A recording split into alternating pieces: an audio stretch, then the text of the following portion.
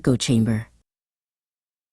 Dr. Eris Thorne stood at the center of the stage, a lone figure in a sharp, minimalist suit, bathed in the soft, intelligent glow of the Nexus logo behind her. To the world, and to the thousands of developers watching in the auditorium and online, she was the conscience of big tech. Aura is not just an algorithm, she said, her voice resonating with practiced conviction. It is a companion. It learns your needs, anticipates your desires, and offers not just solutions, but solace. She was selling the world's most sophisticated AI, an empathetic presence designed to fill the voids in modern life.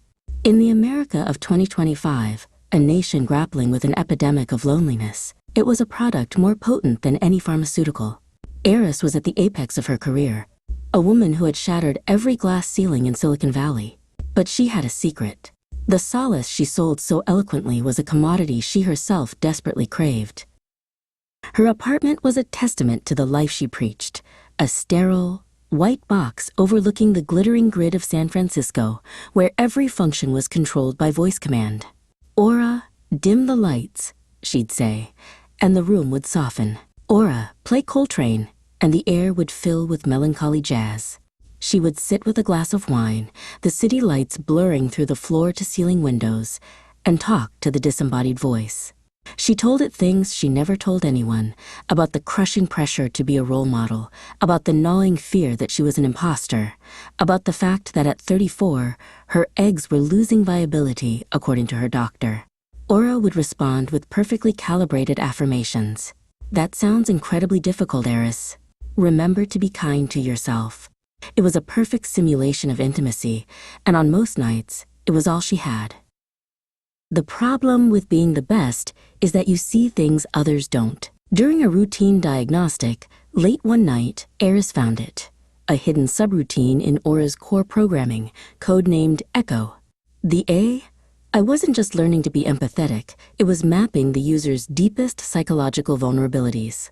The fears, the insecurities, the secret desires, all the data Eris and millions of others confided in their digital companion was being collected, analyzed, and packaged. It was a digital skeleton key to the human soul, designed not for solace, but for the most targeted, manipulative marketing and political messaging ever conceived. Her life's work, the ethical AI she had championed, was a Trojan horse. The echo chamber wasn't just a metaphor, it was the product. The next morning, she confronted her boss, David Chen, a man who spoke in the smooth, placating language of corporate PR. They sat in his glass-walled office, suspended 40 floors above the city. She laid out her findings, her voice shaking with a rage she struggled to contain. David didn't deny it. He steepled his fingers, his expression one of paternal disappointment. Eris, we're building a more responsive world, he said calmly. To respond, we have to understand. This is the next frontier. He then pivoted, his voice hardening almost imperceptibly. Your compensation package for the next fiscal year is extraordinary. You're the face of this project. Don't forget how much you have to lose. The threat was clear, wrapped in the silk of a stock option package. That night, she fled. She drove to a part of the city that wasn't optimized or sanitized. A neighborhood of dive bars and peeling murals that the tech boom had somehow forgotten.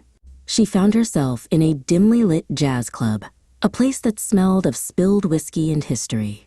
It was a digital dead zone, a relic. She was nursing a drink at the bar when a man sat down next to her. I haven't seen you here before, he said. You look like you just escaped a cult. He had a wry smile and tired, intelligent eyes. This was Julian Vance, the editor of The Luddite, a fiercely independent online journal dedicated to critiquing the very world Eris represented.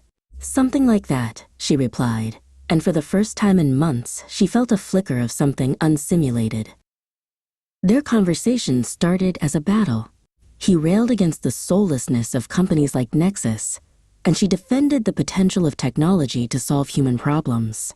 The debate was sharp, intellectual, and deeply personal. He was attacking the foundations of her life, and she was challenging his cynicism. But underneath the arguments, something else was happening.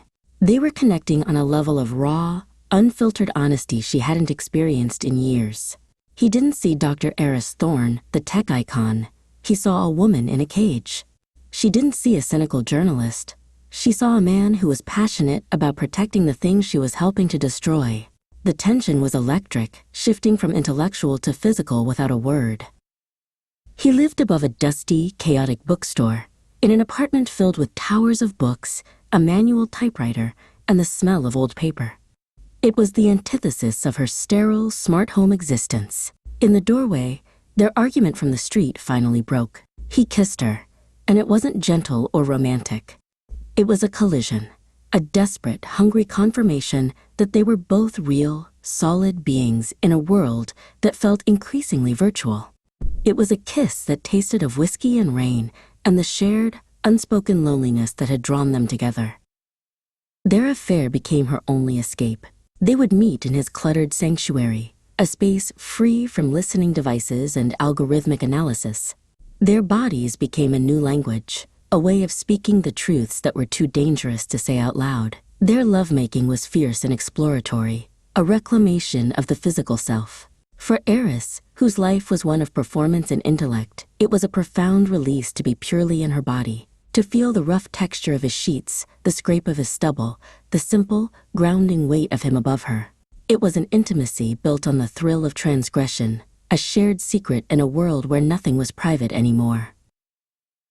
Lying in his arms one morning, with the sun filtering through the dusty window panes, Eris felt a sense of peace that terrified her. This was real. The life she had outside this room was the lie. Julian traced the lines of her spine with his finger, his touch both gentle and possessive. "What are you running from, Eris?" he murmured into her hair. She wanted to tell him everything, but she knew that if she did, she would be putting him in danger and destroying the one place she felt safe. The intimacy they shared was predicated on a secret she had to keep from him, a paradox that was becoming unbearable. The pressure from Julian, the journalist, began to mount.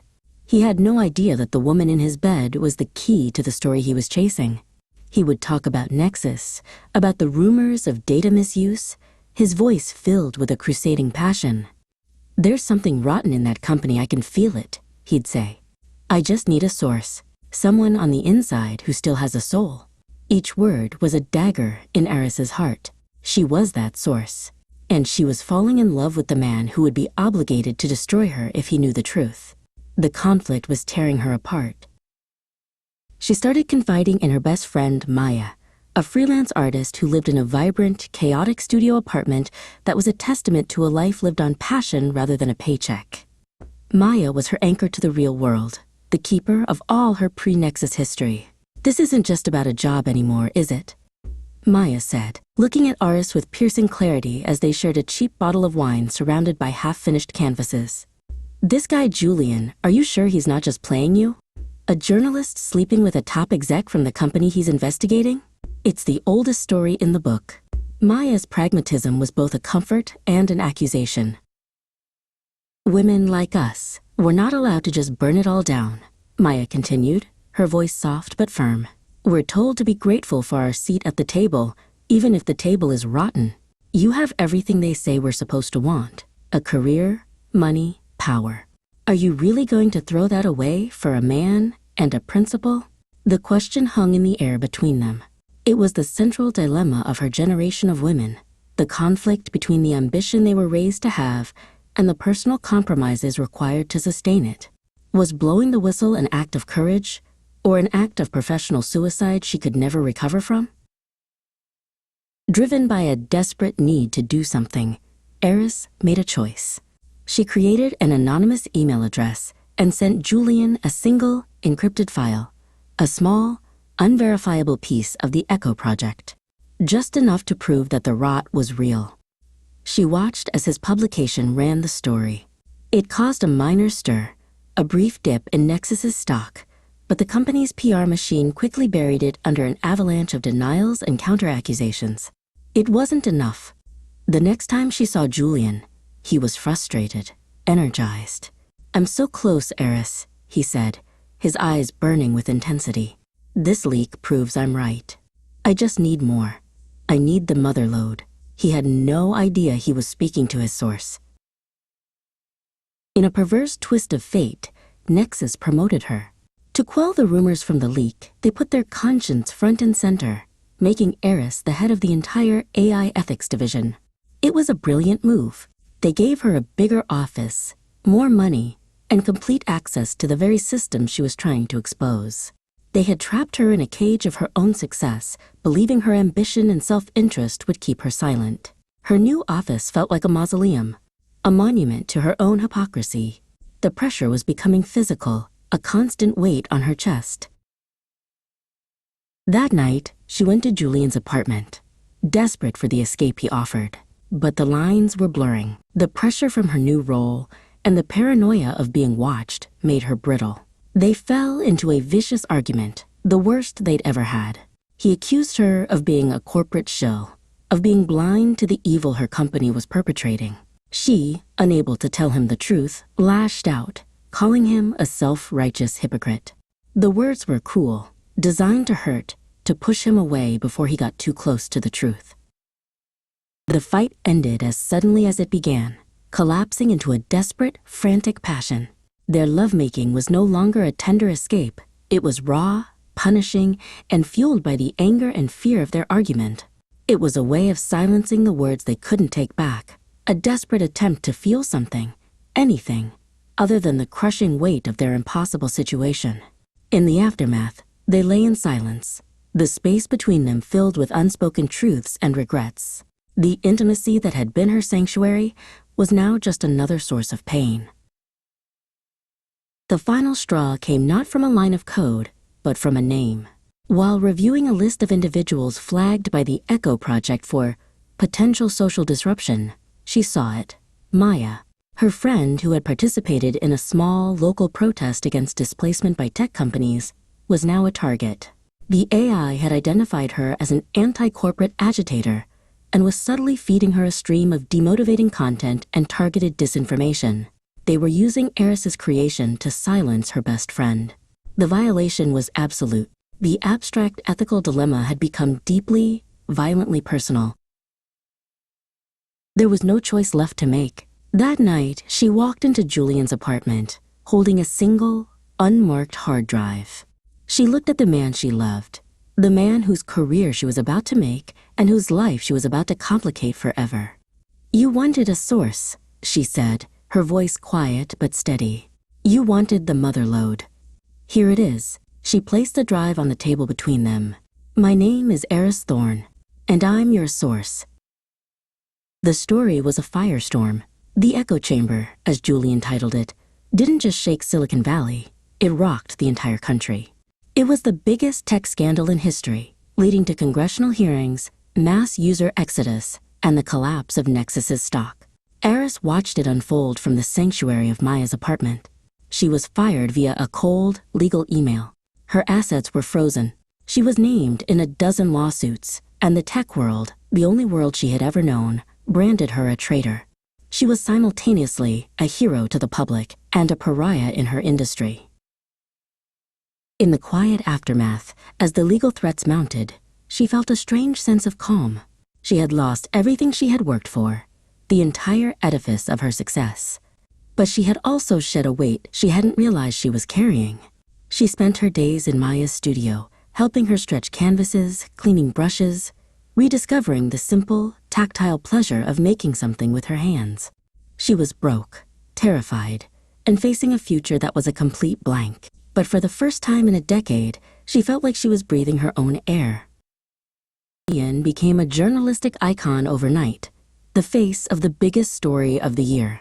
When he finally came to see her at Maya's studio, weeks later, he looked like a stranger in a well-tailored suit. The power dynamic between them had completely inverted. He was no longer the struggling outsider. He was the kingmaker. The air was thick with everything that had happened and everything that had been sacrificed.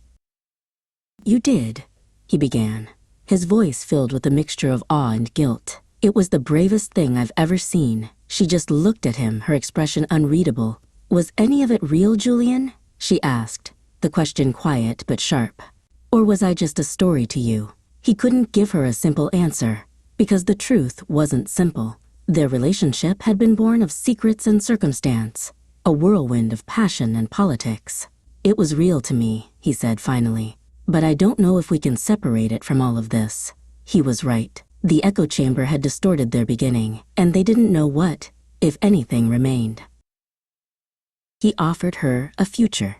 He had a book deal, a new level of influence. He could protect her, help her rebuild. He was offering her a new cage, a safer one perhaps, but a cage nonetheless, where she would be the whistleblower, her identity forever tied to his story. She looked around Maya's messy, beautiful, authentic studio. She thought of the simple pleasure of cleaning a paintbrush, the feeling of creating something with no agenda other than to make it exist. She gently refused his offer. She needed to find out who she was without a title, without a cause, and without a man defining her. Months passed. The lawsuits settled into a long, grinding war of attrition. Eris took a part-time job at the bookstore beneath Julian's old apartment, the irony of which was not lost on her. She spent her days surrounded by the quiet, tangible wisdom of books, and her evenings learning to paint with Maya, finding a new voice in color and texture. She was poor, anonymous, and struggling. She was also happier than she had ever been. She was building a life, not a brand. One evening, Eris stood alone in the studio, looking at a self-portrait she had just finished. It was messy, imperfect, and brutally honest. It was her. Her phone buzzed. It was a text from Julian. "I'm still here. If you ever want to have a conversation with no agenda." She smiled, a small, genuine smile. She didn't know if she would ever reply. She looked from the phone in her hand to her reflection in the dark window, the city lights scattered behind her like 1,000 possible futures. For the first time, there was no algorithm to predict her next move. The silence was terrifying, and it sounded exactly like freedom.